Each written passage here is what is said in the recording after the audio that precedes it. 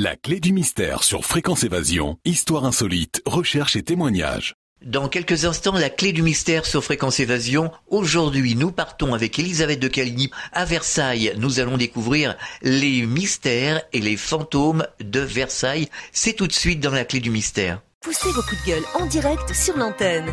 Composez le 09 79 35 29 60, le direct live de Fréquence Évasion. Vos messages seront diffusés chaque jour sur l'antenne. La crise, le pouvoir d'achat, le gouvernement et tout autre sujet d'actualité, c'est la libre antenne sur Fréquence Évasion 09 79 35 29 60.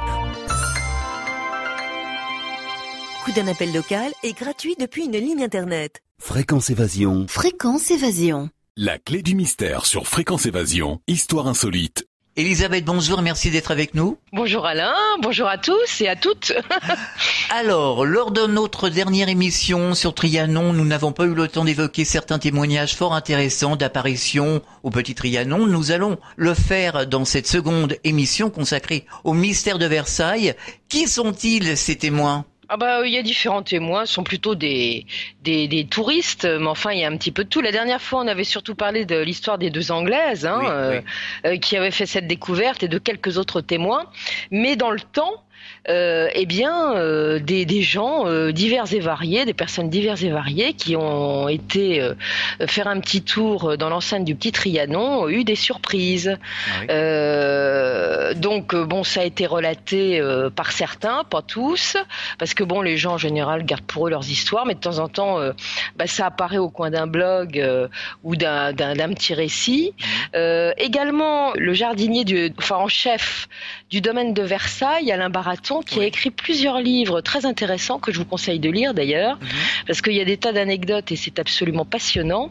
Il a relaté, ce monsieur qui est formidable et qui est très sympathique en plus, Alain Baraton, il a relaté des petites histoires qui ont été des histoires d'apparition qui ont eu lieu au Petit Trianon, et notamment une en 1939.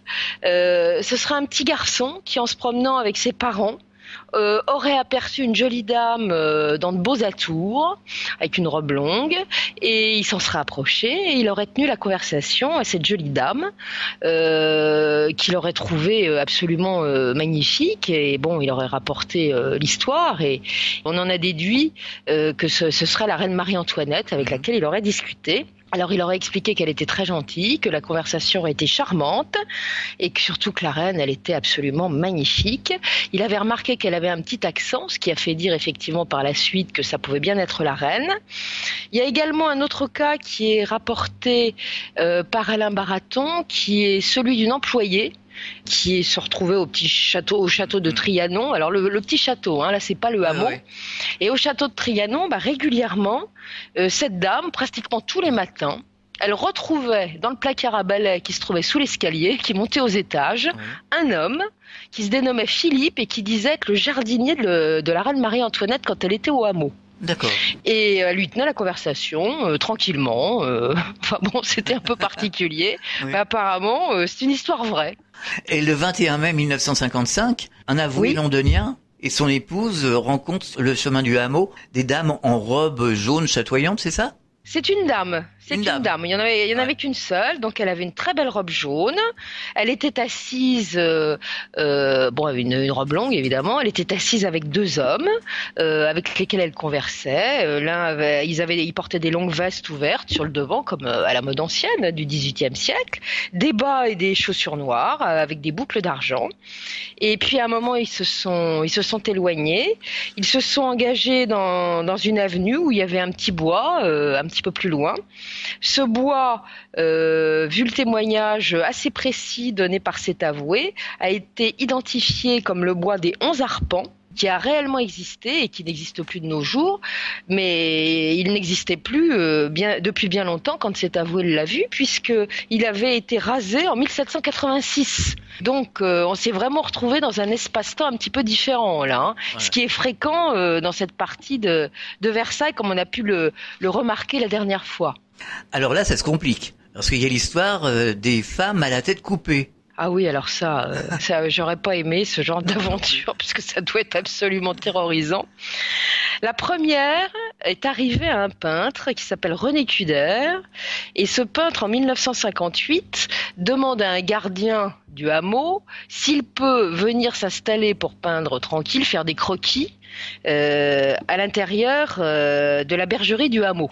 Le gardien n'y voit pas mal et autorise ce peintre à venir s'installer tout seul dans la bergerie. Et le peintre demande, pour pas être dérangé, qu'il n'y ait pas de touristes qui viennent l'ennuyer, qu'on ferme la porte à clé. Donc le gardien l'enferme, sauf qu'au bout d'un moment, il entend des hurlements de terreur qui proviennent de la bergerie. Il va ouvrir et il retrouve le pauvre peintre Kuder complètement terrorisé, qui lui explique en bégayant qu'il a aperçu une femme sans tête, vêtue d'un costume du XVIIIe siècle, en train de descendre l'escalier. Il a même entendu le claquement de ses talons, c'était particulièrement réaliste. Alors évidemment, on a essayé de réconforter le brave homme, mais surtout, on a recueilli son témoignage. Le conservateur y a tenu, donc ça fait l'objet d'une consignation dans un procès-verbal en bonne et due forme. Et à la suite de ça, on a fait murer l'escalier qui montait à l'étage de la bergerie, puisque ça devait pas être la première fois. J'ai pas la connaissance des antécédents, mais enfin, je pense que ça a été la petite goutte qui a fait déborder le vase, si j'ose dire. Il y a eu un deuxième cas aussi ?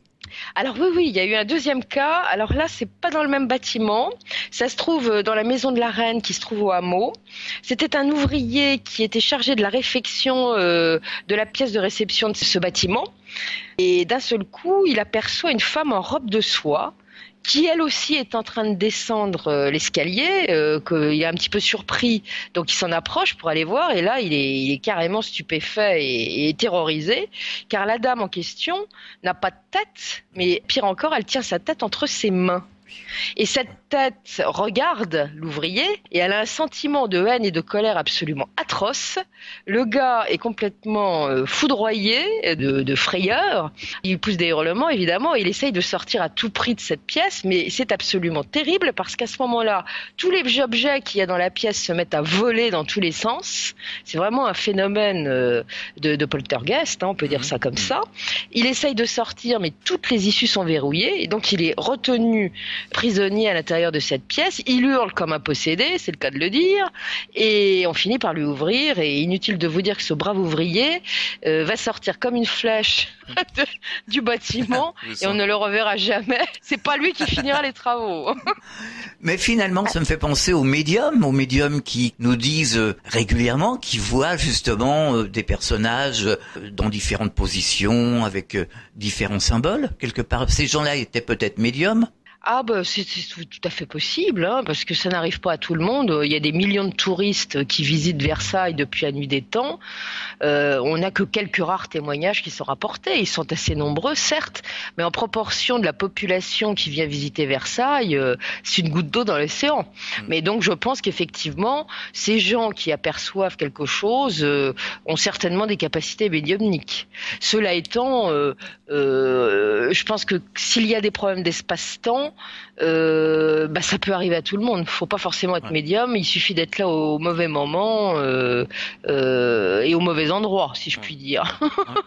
Puis... Mais dans ces deux cas-là, je pense que ça relève plus du phénomène de fantôme, vous voyez, mais de fantôme, de possession. Je ne crois pas du tout. C'est certainement rattaché au lieu.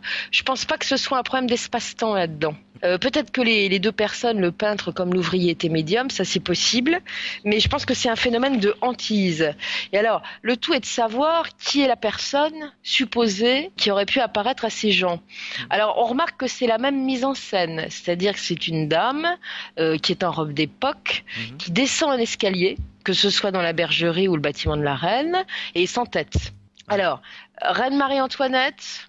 Il y a une expression de haine et de colère, témoignera l'ouvrier sur la tête qui est entre les mains de la dame. Reine Marie-Antoinette. Marie-Antoinette, elle n'était pas dans la colère. Quand elle est montée à l'échafaud, elle a été d'une dignité à toute épreuve, même quand elle a été transférée dans Paris en charrette. Le peuple, du coup, qui hurlait à sa mort et à la haine qu'il avait pour elle, c'est un petit peu tu. Elle est montée sur l'échafaud avec une dignité à toute épreuve. Elle n'a pas perdu son temps. Elle a marché sur les pieds de Samson, le bourreau. Elle s'en est excusée. Il l'a aidé, il était confus, il le raconte dans ses mémoires, car le bourreau Samson qui a exécuté Madame Élisabeth, la reine, et également d'autres grandes personnes de la grande noblesse, a écrit ses mémoires. C'est intéressant d'ailleurs à lire. Je vous conseille, si vous tombez sur ce livre, de le lire, parce que c'est très émouvant et très intéressant à la fois, car le bourreau avait un cœur. Et donc, quand elle va monter, elle va rester dans toute sa dignité, elle va poser sa tête sur le billot, ça sera terminé, on n'en parle plus. Mais il y en a une autre qui a bien connu l'endroit où la reine a fait construire son hameau, donc le Petit Trianon, c'est Madame du Barry. Et c'est pour Madame du Barry, d'ailleurs, que le roi a fait construire, ça c'était pas Louis XVI, hein, c'était le roi Louis XIV qui a fait construire le Trianon. Et alors ça, Madame du Barry y a vécu de 1770 à 1774. Sauf que, non, qu'est-ce que je raconte, c'est pas Louis XIV, c'est Louis XV. Quand Louis XV est mort, on l'a chassée. On l'a chassée comme une voleuse, là, du Barry. Elle est partie avec ses bijoux, ce qui est déjà pas mal, mais elle était interdite de séjour. Et bien entendu, le hameau n'existait pas à cette époque, n'existait que le petit château. On a vu cette femme effectivement dans le hameau, mais pourquoi pas, puisque c'était un lieu qui appartenait, qui faisait partie, si j'ose dire, du domaine du Petit Trianon. Et la du Barry, elle a peut-être pas aimé, si je puis dire, que l'on prenne possession du hameau et qu'on les zigouillait de la façon de la zigouiller, si je peux me permettre. Faut savoir que la du Barry, quand Marie-Antoinette est arrivée à la cour, elle était toute jeune autrichienne qui venait épouser le roi Louis XVI, et elle avait des convenances. Et elle était impériale comme sa maman, qui était impératrice d'Autriche, et elle trouvait un peu fort de café que le roi Louis XV s'affiche avec une maîtresse.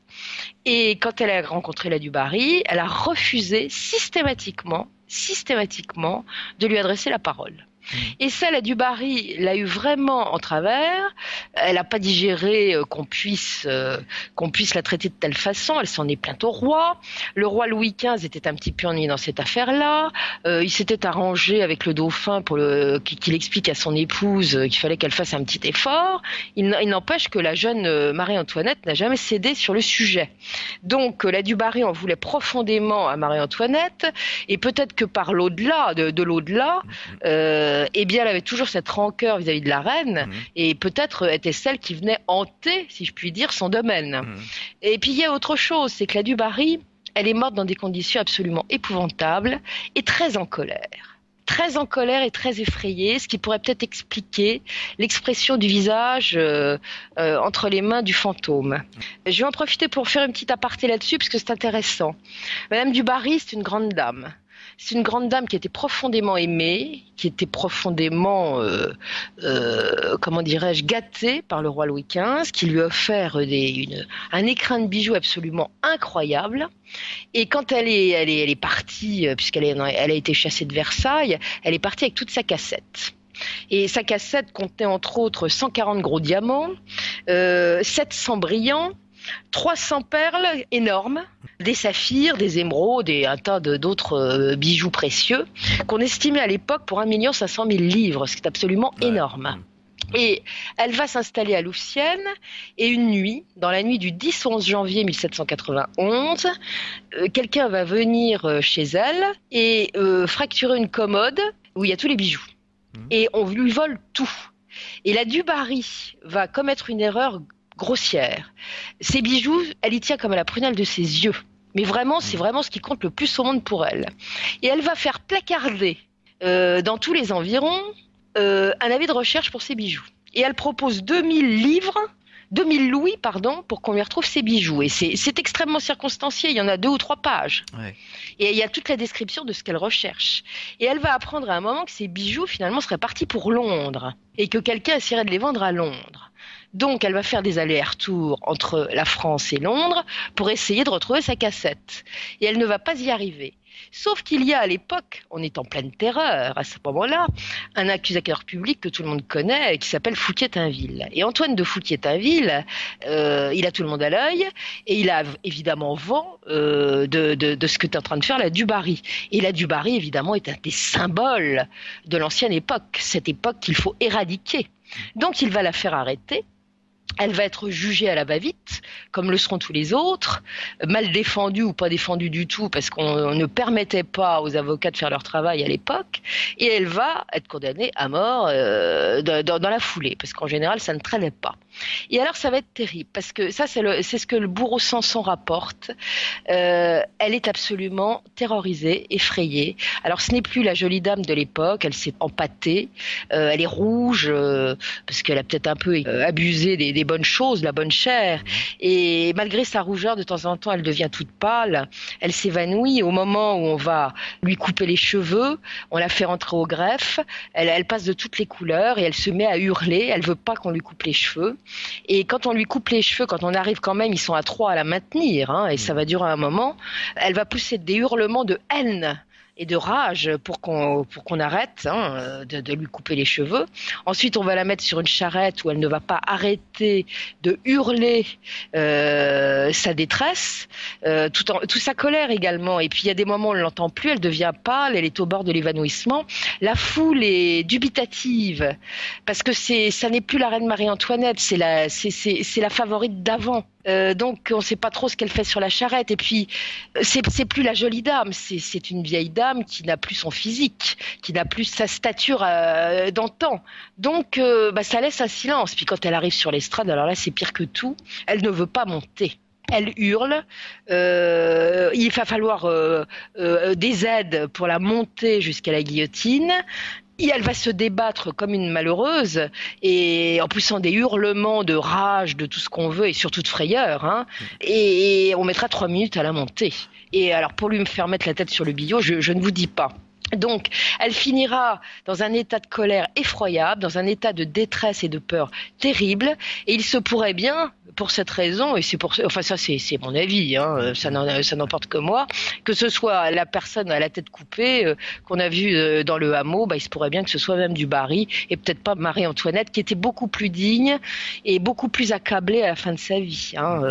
Une fois que son mari est décédé, qu'on lui a enlevé son fils, Marie-Antoinette, qui souffrait d'un cancer d'ailleurs, très avancé, c'est pour ça qu'on n'a pas fait attendre très longtemps son procès, parce qu'on pensait qu'elle allait mourir de sa belle mort et on ne le voulait pas, on voulait qu'elle soit condamnée et jugée très vite. Elle était complètement déphasée, la pauvre Marie-Antoinette. Ce n'était plus que l'ombre d'elle-même. Elle qui était pétillante et belle, c'était une femme aux cheveux blancs qui était complètement muette de douleur et qui n'avait plus la moindre colère et la moindre tristesse. Donc elle a pardonné au peuple d'ailleurs. Elle l'a dit.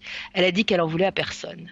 Ce qui n'était pas du tout le cas de la du Barry. Voilà pourquoi je fais cette petite aparté qui est quand même assez intéressante. Alors, il y a une petite légende, si on veut se rendre compte de ce qu'étaient que les bijoux de la du Barry. Alors, il y a une légende qui dit que, et je l'ai vu d'ailleurs, au trésor de la basilique Saint-Cernin à Toulouse, vous avez un très bel ostensoir, orné de gros diamants, et ce seraient ceux de Madame du Barry. Ce serait le frère de Madame du Barry qui, étant un peu honteux que sa sœur ait été la maîtresse royale, qui se serait dédouané de la marque laissée à sa famille et qui les aurait restitués à l'église, et ils orneraient un ostensoir. Voilà. Et cet ostensoir, je l'ai vu.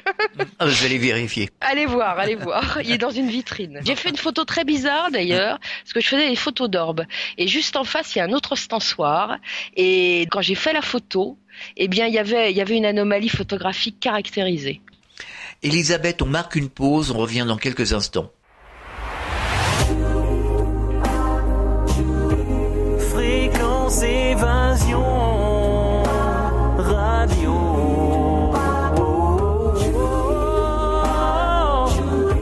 Fréquence Évasion.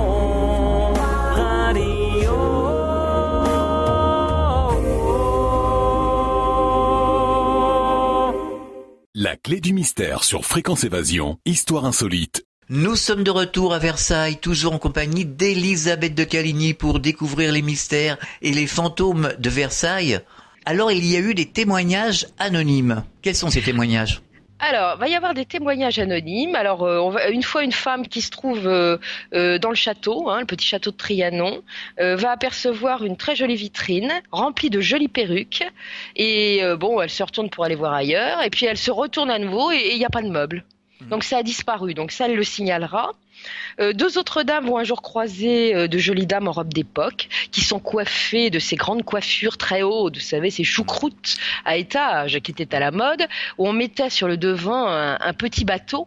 C'était le comble du chic, et elles vont en croiser 2 qui sont coiffées de cette façon. Il y a dans une pièce du château aussi, on a aperçu des femmes en robe de cour en train de danser, et à plusieurs reprises dans le théâtre du Petit Trianon, on a aperçu des lumières furtives. Alors ça a été surtout aperçu la nuit par des gardiens, parce que la nuit, il se passe beaucoup de choses dans le hameau. Et puis, en 1965, il y a une touriste qui va visiter Trianon, qui va apercevoir une jolie femme, vêtue d'une ravissante robe d'époque, qui se promène en promenant une ombrelle. Plus récemment, dans les années 70, un témoin qui se promène dans le parc du Petit Trianon revient sur ses pas d'un seul coup. Et il a l'impression que tout est différent autour de lui. Il voit pas le même paysage que celui qu'il a traversé 5 minutes avant. Alors il s'en étonne, puis bon, ça s'arrête là. Puis il va revenir un peu plus tard, lors d'une autre visite, parce qu'il est incrédule, il se demande s'il a bien vu. Et cette fois, il va croiser 2 personnages qui sont vêtus tous les 2 de la même façon, tricorne, longue veste verte tirant un peu sur le bleu. Il y a quelques reflets moirés, ils sont assez élégants. Il remarque que leurs jambes portent des bas, c'est classique, des chaussures à boucles aussi. Il les trouve très élégants et il remarque que ces apparitions qui ne le voient pas marchent d'un pas décidé.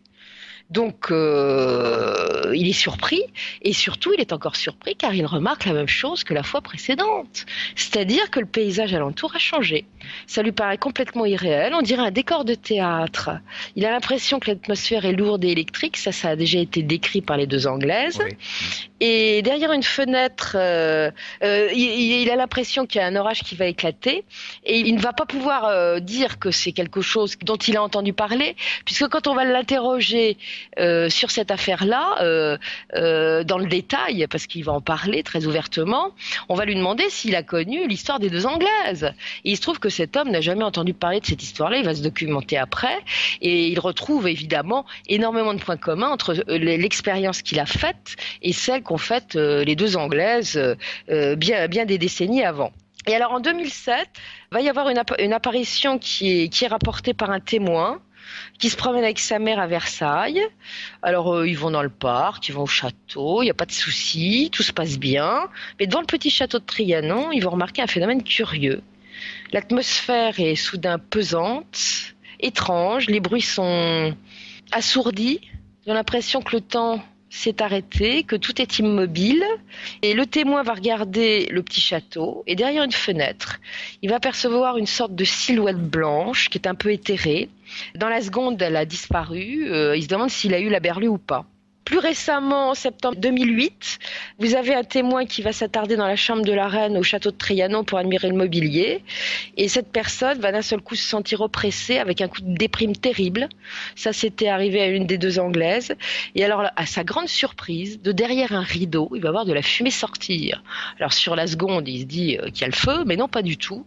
La fumée va prendre forme. Et la personne stupéfaite va voir un visage et un corps se former en entier. Et elle va éprouver un frisson, se détourner. Et à la suite de ça, elle va plus regarder du côté des rideaux, mais elle va apercevoir un ensemble de miroirs. Et dans ces miroirs, elle va apercevoir 2 femmes. L'une d'elles, elle dira que ça pouvait être la reine Marie-Antoinette, puisqu'elle en avait l'allure. Et l'autre femme, qui était plus mince et plus grande, elle ne sait pas trop qui c'est. Il y avait également une petite fille en chemise de nuit blanche qui portait un bonnet. Et d'un seul coup, ce témoin va expliquer qu'elle a eu l'impression d'être projetée dans une autre époque, tout en ressentant un bonheur tout à fait indicible. C'est pas toujours le cas de tout le monde. Il y a un autre témoin qui, lui, va visiter le château un jour en fin d'après-midi, et lui, ça va être terrible parce qu'il va être pris d'une canne de toux épouvantable alors qu'il est pas malade, à tel point qu'il va déranger la visite qu'il va être obligé de s'en aller. Il reviendra un peu plus tard, quelques années plus tard, et là, ça va pas mieux se passer pour lui. Il se sent oppressé, pas bien, et il a des vertiges terribles. Et quand il va sortir du château, il se sentira beaucoup mieux, et c'est comme s'il n'y avait pas eu de malaise. Alors, il y a eu malaise donc pour plusieurs personnes, sentiment d'oppression, sentiment de ne pas être bien. Mais il y a également des photos. Et alors, photo, une personne qui se trouve dans les jardins de Trianon, qui fait des photos, le soir, comme tout le monde, elle va regarder sur son PC comment sont les photos. Et là, c'est la surprise. Sur l'une des photos du château, elle aperçoit sur une fenêtre qui se trouve au dernier étage, derrière une fenêtre, une sorte de visage, un peu gris bleuté. La tête est penchée en arrière, les yeux sont grands ouverts, et ça a l'air d'être un visage féminin. Sur les autres photos, il n'y a aucune anomalie. Et elle se souvient très bien quand elle a pris la photo, il n'y avait personne derrière les fenêtres. Donc ça l'a surprise. Et plus précisément, une personne qui est une de mes amies sur Facebook a été avec une autre amie faire des photos au hameau. Et devant le hameau, en faisant la photo, eh bien, tout se passait bien. Elles étaient toutes les deux toutes seules. Il n'y avait pas de souci. Et puis, quand elles ont regardé les photos plus tard, derrière la personne qui était photographiée, il y avait, et j'ai vu cette photo, on voyait dépasser les pieds d'un homme, les jambes, également plus ou moins une tête, on voyait que c'était masculin. Et la personne me garantit que quand cette photo a été prise, il n'y avait vraiment personne, et surtout pas d'homme autour d'elle. Donc qui était cet homme, ça reste un mystère. Mais enfin, c'était assez intéressant quand même. Et souvent, il y a des joggers qui vont courir tôt le matin au Petit Trianon, qui disent qu'ils ont eu souvent l'impression d'entendre des bruits de pas qui couraient à côté d'eux ou qui marchaient à côté d'eux. Donc c'est assez fréquent, semble-t-il. Alors, il y a peut-être un espace-temps sur le Petit Trianon, c'est possible. Puis il y a peut-être ces phénomènes de fantômes. Puis peut-être que Marie-Antoinette les a attirés. Parce que figurez-vous que Marie-Antoinette, elle aimait bien l'occultisme. Puis il y avait une personne qui lui était proche, puisque c'était la personne qui s'occupait de ses enfants, la première gouvernante de ses enfants, qui était la princesse de Guéménée. Et cette princesse, qui d'ailleurs s'est ruinée au jeu, elle dépensait des fortunes sur les tables, et Marie-Antoinette faisait un peu pareil d'ailleurs, eh bien elle avait la passion de l'occultisme.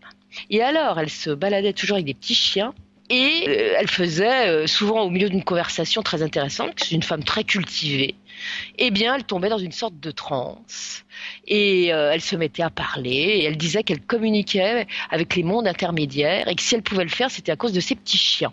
Alors évidemment, ce qu'elle racontait était intéressant. La reine Marie-Antoinette, qui aimait bien l'originalité, assistait parfois à ces séances de spiritisme, mais surtout la conviait dans un petit salon qui était attenant à sa chambre, entre le salon de musique et sa chambre, qu'elle avait fait aménager avec des miroirs.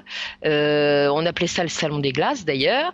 Et elle avait fait faire des panneaux, Marie-Antoinette, pour boucher les fenêtres. Donc ils coulissaient ces panneaux, ils étaient tout en miroir. Et ça donnait une atmosphère un petit peu sombre. Et sur une table et autour d'une table, eh bien, on se livrait à des séances de spiritisme. Alors les esprits étaient attirés. Madame de Guéménée venait souvent ici. Et bon, alors Marie-Antoinette, est-ce que c'était une grande férue d'occultisme ? Peut-être pas, mais enfin disons qu'elle y avait été un petit peu habituée parce qu'à la cour de sa mère, l'impératrice d'Autriche, il y avait un curé médium et guérisseur qui était assez proche de la famille impériale. Donc ça avait peut-être un petit peu expliqué cela. Mais enfin bon, voilà. Donc ça aurait pu faire venir des esprits qui seraient restés, ça aussi sait-on jamais. Et puis bon, les personnels de Trianon, évidemment, ont rapporté de nombreuses apparitions qu'ils ont vues eux-mêmes. Pour certains, une femme habillée à l'ancienne en belle robe de soie. Alors celle-là, on la voit souvent, le jour comme la nuit, près d'un petit pont. Tous les gardiens disent l'avoir aperçue au moins une fois. Ils pensent que c'est la reine Marie-Antoinette. Et puis, enfin, en règle générale, c'est plutôt la nuit que ça se passe. Hein. Souvent, il y a des lumières furtives à Trianon que beaucoup de gardiens ont aperçues. Et puis, beaucoup de personnel qui nettoie Trianon ont aperçu ces êtres passer. Ils ont souvent entendu des bruits provenant du dernier étage du petit château. Et puis, souvent également des bruits d'attelage qui arrivent dans la cour d'honneur du petit château. On entend les pas des chevaux qui claquent sur les pavés alors qu'il n'y a rien du tout. Donc, c'est assez particulier. Donc ça, c'est le Petit Trianon. C'est à mon avis le plus chargé. Mais il y a également des témoignages qui ont été rapportés sur d'autres endroits de Versailles et notamment au Grand Trianon. et notamment le roi Louis XIV. Alors il y a eu un livre que j'ai lu et qui date quand même de très, il est très ancien. Hein. Il a paru au XVIIe siècle, je crois, à la fin du XVIIe siècle. Et il relate ce qui est arrivé à Louis XIV. Louis XIV, en 1670, a fait édifier sur le site de Trianon, donc du Grand Trianon à l'heure actuelle, par son architecte qui s'appelait Levaux, un premier pavillon qui s'appelait le pavillon de porcelaine, pour abriter ses amours avec la Montespan. Et puis ce pavillon de porcelaine, en fait les murs sont recouverts de faïence, va se dégrader très rapidement, donc il va le faire abattre 15 ans plus tard, il va faire reconstruire à la place un élégant château que tout le monde peut voir, qui s'appelle le Grand Trianon. C'est tout en marbre rose, il y a des colonnades, c'est absolument magnifique. Et il y va souvent pour se dégager un petit peu de la cour. Et en 1679, il va avoir, à la fin de sa relation finissante, une relation avec Madame de Fontanges, qui va devenir la maîtresse royale. Et celle-ci va disparaître dans des circonstances hautement suspectes. On ne saura jamais ce qui lui est arrivé exactement.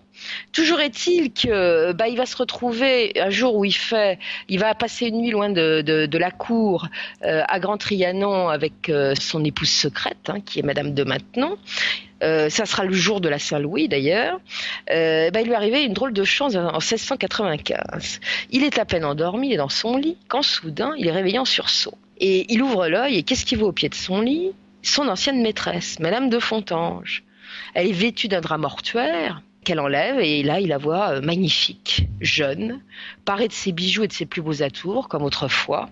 Il est terrorisé évidemment, il appelle Madame de Maintenon, son épouse, qui arrive en courant et elle voit rien du tout, elle se demande ce qu'il prend à son Louis, qui est complètement dévasté, qui se demande ce qu'il voit.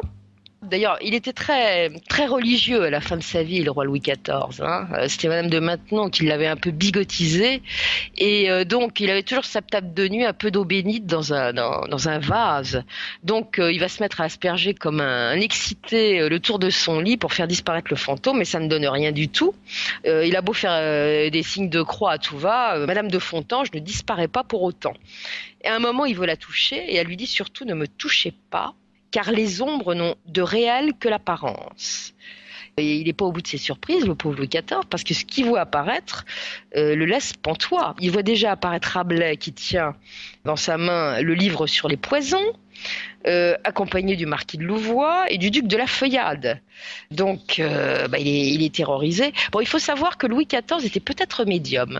Car il a souvent rapporté avoir vu, il s'est pas souvent confié parce que c'était un roi qui se confiait peu, hein, et ça c'était un peu surprenant, mais il aurait vu à plusieurs reprises des choses, donc il voyait des apparitions. Hein. Enfin, pour en revenir à Madame de Fontanges va lui tenir un grand discours, elle va lui demander de se consacrer à son salut, de renoncer à sa vaine gloire et au plaisir de la chair. Et puis elle lui demande carrément à la sortie de rompre avec Madame de Maintenon.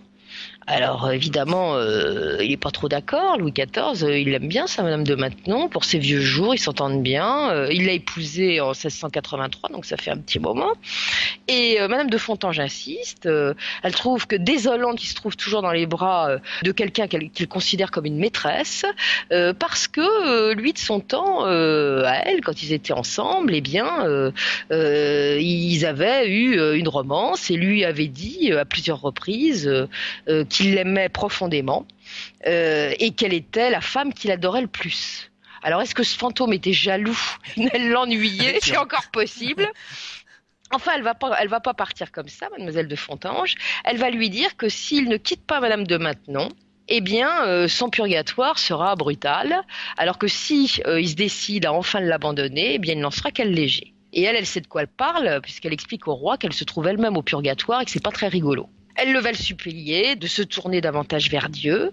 Alors, est-ce que cette apparition a joué dans le changement de comportement de Louis XIV à la fin de sa vie, qui est devenu, je vous l'avais dit, il était déjà bigot, mais là, ça a été pire que tout à la fin de sa vie. Il était d'une ferveur religieuse sans égale. L'idée de sa fin et de la mort le faisait trembler. Et il loupait aucune messe, aucune fête religieuse. faut dire que Madame de Fontan, je l'avais pas arrangé, elle lui avait quand même dit à la fin de son apparition que ses jours étaient comptés et que il avait vraiment intérêt à se dépêcher d'alléger son purgatoire en renonçant à et la chair, son mariage et tout le reste, ce qu'il n'a pas fait d'ailleurs, parce que sinon il vivrait l'enfer. Et en fait, elle l'a menacé en lui disant que ses jours étaient comptés, mais c'était pas vrai du tout parce qu'il a fait 20 ans de plus, ce brave Louis XIV, il est mort qu'en 1715, probablement avec la peur au ventre parce que vraiment il était très inquiet de ce qui pouvait se passer derrière une fois que la mort était arrivée. Alors, avant de partir, Madame de Fontan, je vais lui dire qu'elle a été empoisonnée à l'initiative de Madame Montespan. Alors, vous êtes peut-être peu souvenu que en 1676, il y a eu un grand procès qui était l'affaire des poisons. Et donc, Madame de Montespan a été gravement mise en cause dans cette histoire-là. Le roi était bien ennuyé. Vous savez que quand il y avait des histoires de poison comme ça ou de sorcellerie, à l'époque, on faisait brûler les sorcières. Et c'est précisément à ce moment-là que Louis XIV a décidé d'abolir les procès en sorcellerie avec la condamnation à mort qu'on connaissait, qui se soldait souvent par le bûcher. Probablement pour épargner, si les choses tournaient mal, cette mort cruelle à Madame de Montespan. Mais toujours est-il que durant ce procès des poisons, a été évoquée la mort extrêmement suspecte de Mademoiselle de Fontanges, dont je vous rappelle ce que j'ai dit tout à l'heure, c'était qu'elle a succédé à la Montespan qui était vieillissante. Donc voilà. En tout cas, ce récit d'apparition a fait l'objet d'un livre, comme je vous l'ai dit, qui a été publié en 1695. C'est un auteur anonyme. Alors, est-ce que c'est quelque chose qui a été fait dans un but d'information ou de plus ou moins bonne bienveillance vis-à-vis du roi, parce qu'on le voit dans toute sa peur, finalement, par rapport à ce fantôme.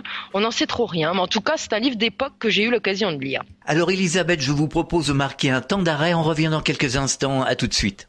Chaque jour, sur Fréquence Évasion Radio, recherche, ovni, paranormal, faits de société, protection de l'environnement et les rendez-vous avec vos stars préférées dans Paroles de Stars. Fréquence Évasion, c'est également la voix des sudistes en Principauté de Monaco et dans le Grand Sud. Fréquence Évasion Radio, dites-nous tout. Dites-nous tout. Dites-nous tout. Fréquence Évasion. Fréquence Évasion. La clé du mystère sur Fréquence Évasion, histoire insolite. Nous sommes de retour sur Fréquence Évasion, toujours en compagnie d'Elisabeth de Caligny. Nous parlons des mystères et des fantômes de Versailles. Alors Elisabeth, s'est-il passé autre chose au Grand Trianon ? Il s'est passé autre chose au Grand Trianon. La famille Crook, plus exactement, ce sont des Anglais, je prononce mal. J'en avais déjà parlé parce qu'en juillet 1908, ils avaient, en se promenant dans le parc du Petit Trianon, eu la sensation d'entendre de la musique ancienne qui tournait autour d'eux, mais il n'y avait pas d'orchestre. Et ils vont aller se promener au Grand Trianon. Et par 2 fois en juillet 1908, ils vont apercevoir quelque chose d'insolite. La première fois, c'est une femme vêtue d'une belle jupe couleur crème avec un large chapeau blanc, un léger fichu blanc sur ses épaules, à la mode de Marie-Antoinette. Et elle était assise sur un tabouret en train de dessiner devant les colonnades du Grand Trianon. Et la seconde fois, elle se trouvait toujours au Grand Trianon sur la balustrade, cette fois qui surplombait le petit canal. Le Crook et sa famille vont passer à sa proximité. Et à leur grande surprise, elle semble pas du tout, cette apparition semble pas du tout la remarquer, elle les voit pas. Ce qui va les choquer aussi, ces Anglais, c'est que l'apparition semble plate. C'est comme si c'était du D2, de la D2, vous voyez. Ouais. C'est plat, c'est pas net et c'est sans relief. Un petit peu plus tard, ils vont croiser un homme qui porte un tricorne et tous vont dire qu'ils ont ressenti à ce moment-là un sentiment d'oppression terrible, une lourdeur de l'air et l'impression que le temps s'est arrêté, que le paysage est figé. Donc ça, c'est un grand classique, si je puis dire. Alors, à Versailles même, c'est-à-dire dans le parc et au château, il y a également eu d'autres gens qui ont vu des apparitions. Ça sera le cas de Madame de Lauzet, qui est une Américaine. En 1908, elle est arrivée par une autre entrée du parc, et notamment là où se trouve le Trianon Palace, qui a été refait d'ailleurs il n'y a pas longtemps, qui est absolument magnifique, qui fait spa. Si un jour vous voulez y prendre un thé, c'est très agréable, je vous dis ça en passant. En tout cas, Madame de Lauzet en 1908 arrive par là, et elle va se retrouver face à un groupe de personnages vêtus de manteaux bizarres avec des grosses rayures blanches et rouges. Ils ont des chapeaux de paille avec des rubans rouges. Les femmes sont avec eux. Elles portent des robes légères d'un style ancien. Elle va s'approcher du Grand Canal et elle va apercevoir des maisons au bord du Grand Canal. Il y a du linge qui sèche aux fenêtres. Or, il n'y a jamais eu de maison à cet endroit-là. Enfin bon, c'est comme ça. Et elle va croiser, toujours autour de ce grand canal, un groupe d'hommes, d'enfants qui sont vêtus de chapeaux bleus, vifs. Un prêtre également. Tous ces gens-là lui semblent d'une autre époque. Elle va continuer son chemin. Elle va croiser à ce moment-là des gens habillés à l'ancienne, des voitures avec des chevaux. Enfin, elle se demande ce que c'est que tout ça. Ça lui paraît irréel. Et elle va arriver jusqu'au Petit Trianon. Et là, elle va croiser des soldats en uniforme vert et bleu, avec des tricornes aussi. Un couple aussi qui se promène, avec des perruques poudrées. À un moment, elle va se reposer sur un petit banc de marbre. Et de là, elle va apercevoir assise, au pied du château de Trianon, une femme qui porte un grand chapeau de paille, qui a les épaules recouvertes d'un fichu blanc. Ça, c'est pas la première fois qu'on entend ça. Cette dame est en train de dessiner. L'américaine va s'approcher d'elle et va lui demander l'heure. Et l'apparition va répondre, il est 4h30. C'est quand même intéressant. Donc, elle va parler un petit peu de sa mésaventure, puis du coup, elle va revenir pour voir si, quelques jours plus tard, pour voir si elle l'a pas rêvé. Elle va refaire le même chemin, et à sa grande surprise, elle va pas du tout reconnaître le même paysage. Tout ce qu'elle avait vu comme construction autour du Grand Canal n'existe plus.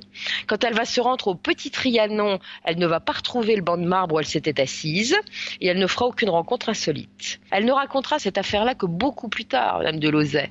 Et il se trouve que personne ne la croira, parce qu'on dira, elle a pas cherché trop, elle raconte son histoire à retardement, peut-être qu'elle a inventé tout ça. Peut-être ou peut-être pas. En tout cas, ça méritait d'être souligné. Et puis, il va y avoir, alors là, ça se passe dans le parc de Versailles, une apparition qui est peu ordinaire et qui arrive à une personne peu ordinaire. Et cette personne, elle s'appelle Clémence Ledoux. Et c'est en 1964 que cette apparition va avoir lieu. Mais cette Clémence Ledoux, je vais quand même vous raconter brièvement son histoire. Très jeune, cette dame va prendre le voile et devenir religieuse contemplative. Dans les années 20, elle est novice et elle va vivre fréquemment des extases mystiques. En 1931, la Vierge va lui apparaître et lui confier la mission de parler au monde de sa royauté maternelle et de son universalité. En 1934, elle va aller à Rome pour rapporter tout cela au pape qu'elle va rencontrer. Donc elle va rencontrer le pape de l'époque et également un certain cardinal Pacelli qui ne sera autre plus tard que Pie XII, qui sera élu pape à son tour, et va s'instaurer entre ce pape, ce cardinal et mademoiselle Ledoux, sœur je ne sais trop comment, je ne sais pas quel est son nom, de religieuse, une correspondance extrêmement importante qui traite de j'arrive pas à le dire, l'universalité de la Vierge. Voilà. Ça y est. Oh là là là là. On en est sorti. On en est sorti. Alors, mal lui en prend, car la voici convoquée avec sa mère supérieure devant le cardinal évêque. Le cardinal lui dit de vivre désormais dans le silence et l'obéissance et de ne jamais révéler les apparitions. Il l'a fait évacuer de son couvent pour le mettre dans une autre maison religieuse et lui demande de faire retraite. Et voilà que Camille Ledoux s'échappe, s'enfuit. Et là, ça va très mal se passer pour elle parce que le cardinal évêque va l'évincer définitivement de sa vie religieuse, c'est-à-dire qu'elle va carrément se faire écarter, virer, comme on dit vulgairement. Ça va être terrible pour elle. Et sa mère supérieure, elle aussi, en paiera les conséquences puisqu'elle sera évincée de la vie religieuse. Elle en mourra de chagrin 1 an plus tard. Il n'empêche que ce qu'a dit Camille Ledoux a convaincu évidemment le pape, Pie XII, et ce Pie XII en question proclamera en 1954 ça y est, ça recommence, l'universalité de la Vierge. J'ai pas de chance. Voilà. Donc, elle a payé cher finalement pour quelque chose qui sera reconnu finalement par l'Église.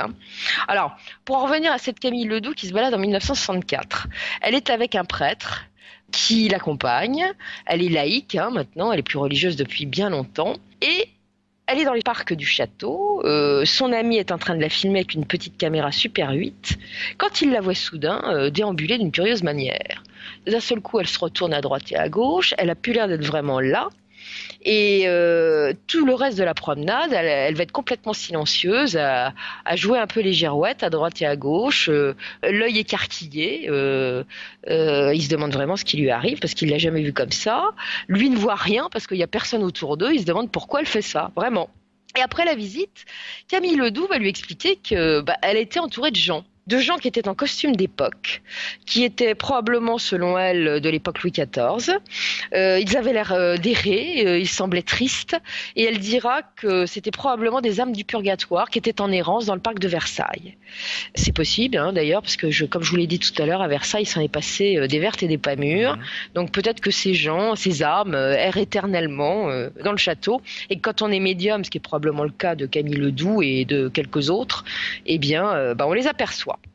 En 1990, en août 1990, un homme qui se promène avec son épouse dans le parc de Versailles approche d'un petit bâtiment et il voit un homme en sortir. Sauf que ça le sidère parce que l'homme est en costume d'époque.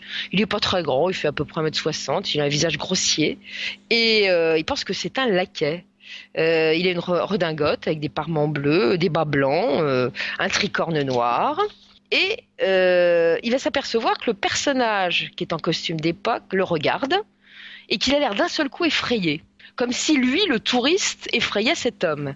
Et il effraie tellement apparemment que l'homme, le valet en question, disparaît dans un bosquet en courant. Alors il est un petit peu surpris, il va se diriger vers le bâtiment d'où il a vu sortir ce personnage. La porte est fermée à clé, ce qui le stupéfie parce qu'il l'a vraiment vu sortir de là sans fermer la porte. Et puis à l'intérieur, il n'y a rien. C'est complètement désert. Alors, quand il va terminer sa visite, il va quand même aller raconter sa petite histoire au personnel du château pour demander s'il y avait un film qui se tournait ou une pub. Et on va lui dire, mais non, pas du tout. Il y a personne. Alors, ça va vraiment le préoccuper, cette chose-là. Puis il va être un petit peu surpris parce que d'abord, sa femme n'a rien vu. Lui a vu tout seul, et puis il a remarqué quand même une chose, c'était au mois d'août que cette affaire se passait, et bien qu'il n'y avait aucun touriste à l'horizon. Alors que d'habitude au mois d'août, je vous dis pas la populace qui peut se presser dans le parc du château de Versailles.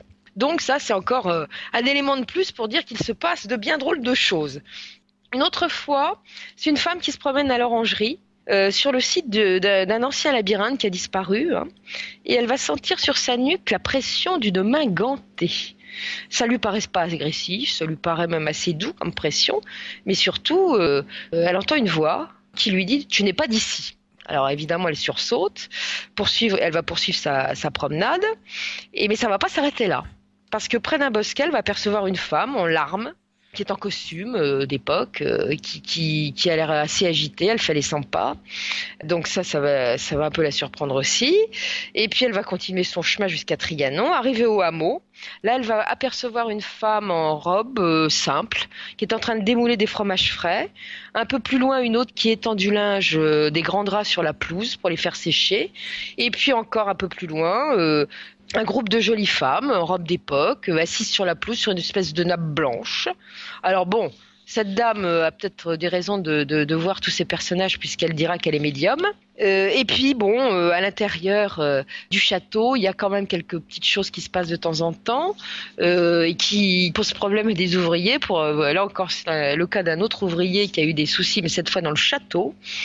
Cet ouvrier était en train de refaire les appartements de Madame de Maintenon. Il ponçait du plâtre et puis alors ça fait de la poussière comme vous le savez, donc il a voulu aspirer sa poussière, donc il est sorti chercher un aspirateur. Le parquet était blanc évidemment quand il est sorti, mais quand il est revenu peu après avec son engin, eh bien il aperçoit dans cette pièce qui pourtant était fermée, où il n'y avait pas de touristes, de petits pieds, des petites traces de pieds, mais petits, d'enfants, Et il va faire constater par des témoins, et évidemment aucun enfant n'est rentré là, donc il n'y a pas d'explication donnée pour l'apparition de ces empreintes. Et puis à plusieurs reprises, des employés du domaine de Versailles ont évoqué des phénomènes étranges dans le château, et en particulier dans la bibliothèque de Louis XVI. On y entendrait parfois des déplacements de meubles, des pleurs d'enfants. On ressent des présences souvent. Et notamment les gardiens de nuit sont pas très rassurés quand ils font la visite du château la nuit. Et puis même dans cette bibliothèque où il y a une ambiance pesante. Et puis une touriste un jour, à la surprise, en développant ses photos, elle avait pris une très belle photo de statue. Et sur sa photo, eh bien, il y a une sorte de halo foudroyant très lumineux qui barre la statue. Elle sait pas, c'est pas une surexposition. Il y a une personne qui était avec elle qui a pris la même photo. Il n'y a pas du tout ce phénomène. Donc ça reste inexpliqué. Il y a d'autres gens qui vont dire que dans le parc, il s'est passé des choses, notamment une touriste qui était avec un groupe d'amis. Qui dit avoir eu une impression de pesanteur, de lourdeur, et elle a eu l'impression que tous les bosquets, les statues étaient en train de tourner, se fondaient dans le paysage, vous voyez, comme une sorte de vortex. Il y a la grotte de Marie-Antoinette aussi, où il se passe souvent des choses très étranges. On a vu souvent des apparitions de la reine à cet endroit-là, surtout les gardiens. Alors il faut savoir que lorsque la reine Marie-Antoinette a appris que la Révolution était en marche et que Paris montait aux portes de Versailles, elle était à la grotte. Et elle a eu un grand moment d'angoisse, évidemment. La dernière fois, j'avais raconté quand les deux Anglaises avaient vu quelqu'un qui courait très vite et auquel elles avaient demandé leur chemin, on pensait que ce garçon pouvait bien être le jeune Allemand qui courait prévenir la reine Marie-Antoinette de cette arrivée des révolutionnaires à Versailles. Elle était à la grotte, effectivement, j'avais mentionné la dernière fois. Donc c'est un endroit, effectivement, qui est habité également par la reine. Voilà. Donc Versailles, c'est pas un endroit ordinaire, c'est un endroit où il s'est passé des tas de choses sur bien des siècles, où il y a eu beaucoup de drames, où il y a eu beaucoup de souffrances. La vie de Versailles n'était pas une vie facile. La vie de courtisan était semée d'embûches. Il y avait de belles choses qui s'y passaient, on s'y amusait beaucoup, mais on y pleurait beaucoup aussi. Et je pense que il y a des fantômes. Puis il faut savoir que quand le canal a été creusé à Versailles, c'est des centaines d'ouvriers qui ont laissé leur peau. Parce qu'on a asséché les marais. Les travaux ont été titanesques. Et il y a des tas de gens qui sont morts de malaria. C'était très très moustiqueux, si je puis dire, comme endroit. Et puis il y a eu des accidents divers. Donc tout ça, ça peut laisser des âmes errantes que l'on peut apercevoir parfois. Ce ne sont pas forcément des jolies dames. Voilà. Eh bien, c'était vraiment passionnant. On s'aperçoit qu'il y a vraiment du monde à Versailles, en tout cas. Ah, ça, c'est le moins qu'on puisse dire. Hein. Il serait temps qu'on y retourne. On y va quand, Alain ? Bientôt. Alors, du monde d'un côté comme de l'autre, bien entendu, hein. Ah ça c'est sûr. Merci Elisabeth. J'espère que les auditeurs de la Clé du Mystère sur Fréquence Évasion auront passé un bon moment. À très bientôt pour de nouvelles aventures. À bientôt. Fréquence Évasion.